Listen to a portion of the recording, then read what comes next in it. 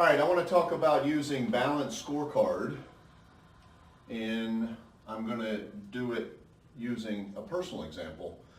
Again, I believe that if you can apply continuous improvement to your personal life and be measurable in your personal life, it's just going to translate over to business. So Balanced Scorecard says that there's 4 quadrants. Basically, you're trying to develop your KPIs. What are your key performance indicators? And the theory of the Balanced Scorecard was that they fall into 4 categories. You have process, financial, and then you have learning, and you have customer. So as I said in an earlier video, most vision statements are not measurable, therefore they're not achievable. There's nothing wrong with a vision, but you can use the Balanced Scorecard to make it measurable. So for example, I want to be a good dad, and I want to be a good professor, right? And maybe I want to have a healthy life, okay? So those are all opinion statements, but again, nothing wrong with that, but I won't achieve it if I don't make it measurable. So you can come over here to the Balanced Scorecard and you can begin to say, all right, well, you know, good dad, what would I measure and where would I put it? And so I could say dollars spent per child. And you know it's measurable when you can put target and spec limits on it. So I could put a target, you know, of $100 per month.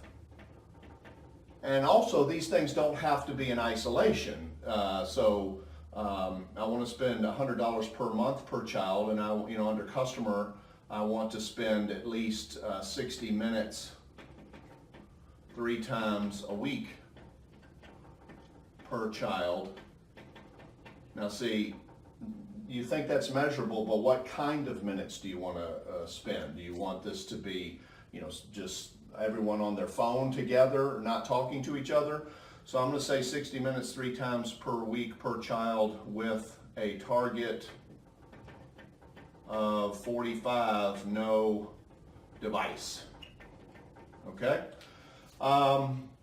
Process, let's see, I want to prep meals 1 day prior. Now why am I doing that? Because I want to lose 20 pounds by December. Okay. Time to get to work in minutes, right? Let's see. Now, I also, some of this could go over here if I look at myself as the customer of the process, so as a customer of Lee, I want to cycle to work 3 times per week, right? In my personal life, I would think number of dates per month, dollars per date. You would think as a single guy you'd want that to go down, but maybe I need it to go up to drive this. Number of second dates. I am single, by the way, which is currently 0. So maybe I'm not spending enough here. Maybe I'm not getting enough. Now I can go back and clarify first to drive second. So you can also see these begin to correlate. Learning tends to come off of your performance of these other things. So for example, I may find out that this is 0 because I'm going to do maybe off to the side, I'll do a post first date survey, right? And then one of the things I need to learn is how to not ask so many questions, right? Maybe I'm asking too many questions, I don't know, about religion or politics, so I might want to hire someone to teach me how to do that. Let's see, read Jordan Peterson's 12 Rules for Life. I highly recommend it if you haven't done it. And then, as part of learning, implement future planning. He has a module in there on future planning.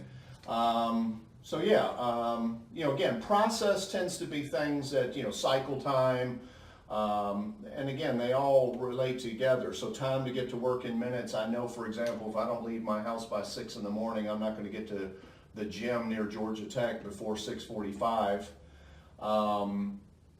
That is going to affect, so for example, number of minutes exercising.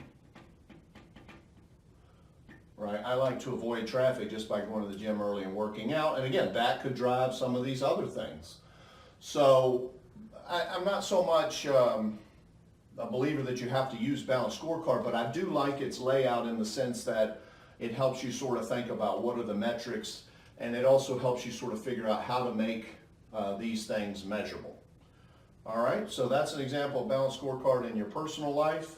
Next thing would be to figure out where you want to capture this. Do you want to do it in Excel? Do you want to use some type of software? How often do you capture it? That's a lot of stuff that people aren't taught. What should the sample size be? Do I need to measure this every day for the rest of my life, or can I learn enough about it and start measuring it once a week? So with that, I'll probably come back with another video on Balanced Scorecard at work.